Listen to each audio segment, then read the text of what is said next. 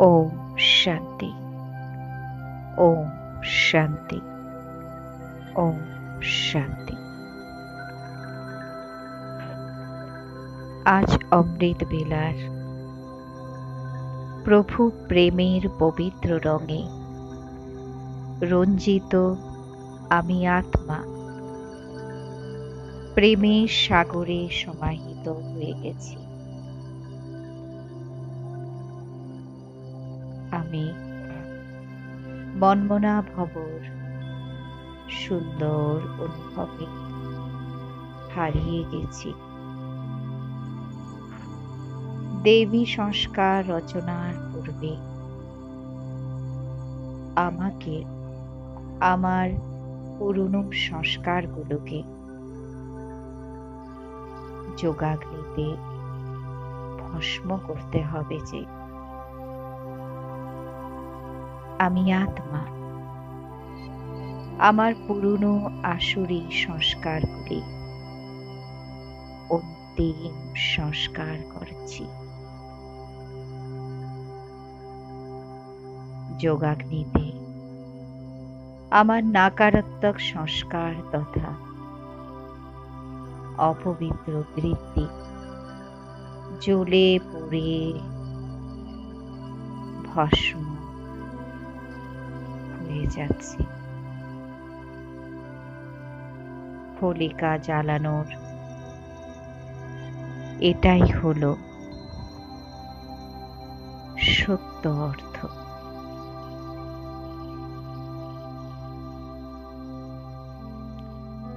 দিব্যগুণের সাগর দিব্যগুণের আশীর্বাদ বর্ষিত করছে। আমি আত্মা দিব্য রঙের রিমঝিমে নিজেকে রাঙাচ্ছি। প্রভু প্রেমের অবিনাশী রং চড়ানোর এটাই একমাত্র সুঅবসর মিলেছে আমার। পরমাত্মা জ্ঞানী পরমাত্মা শক্তিগুলির তথা পরমাত্মা গুণগুলির আধ্যাত্মিক রঙে রাঙিত হওয়ার এটাই হলো অলৌকিক সময়। আমি আত্মা নিজেকে এই সকল আধ্যাত্মিক রঙে রাঙিত হচ্ছি, যেটা সমগ্র গল্পে আমি আত্মার অলৌকিক সুন্দরতাকে প্রত্যক্ষ করবে।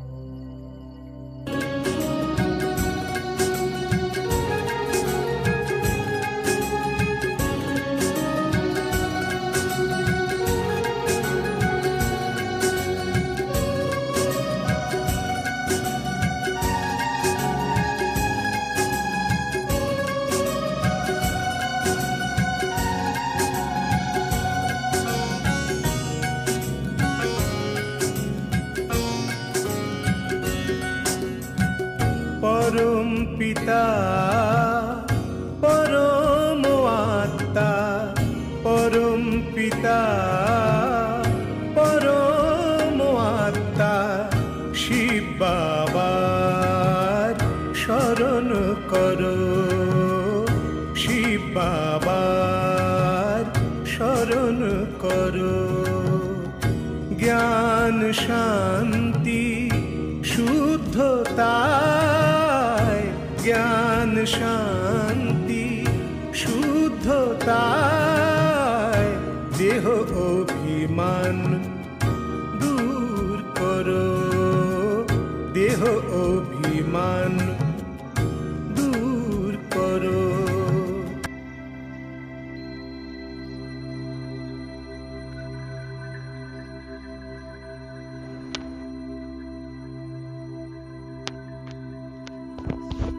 সমগ্র জ্ঞানের সার হল মনমনা ভব।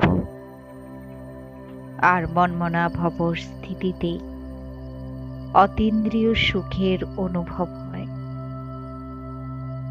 জ্ঞান তো আমরা 2 যুগ ধরে ভরপুরে শুনেছি,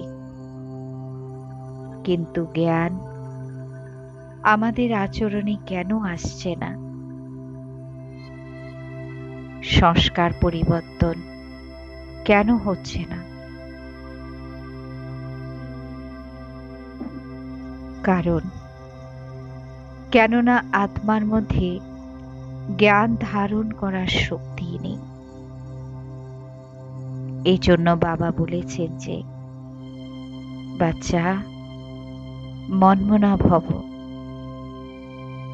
মনমনা ভবর দ্বারাই 63 জন্মের বিকর্ম বিনাশ হবে।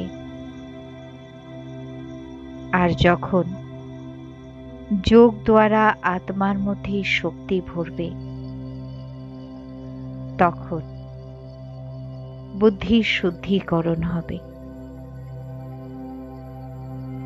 জ্ঞান শত বুদ্ধিতে ধারণা হতে শুরু করবে। আমাদের বিকারী সংস্কার পরিবর্তন হয়ে যাবে।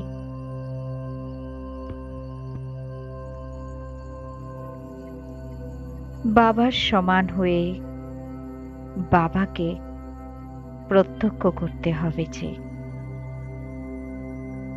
এই হলো পরমাত্মা পিতার দ্বারা রচিত সুখময় সংসার বানানোর সুনিয়োজিত যোজনা। এটাকে সফল বানাতেই হবে, বানাতেই হবে। ধন্যবাদ বাবা। ওম শান্তি, ওম শান্তি, ওম শান্তি।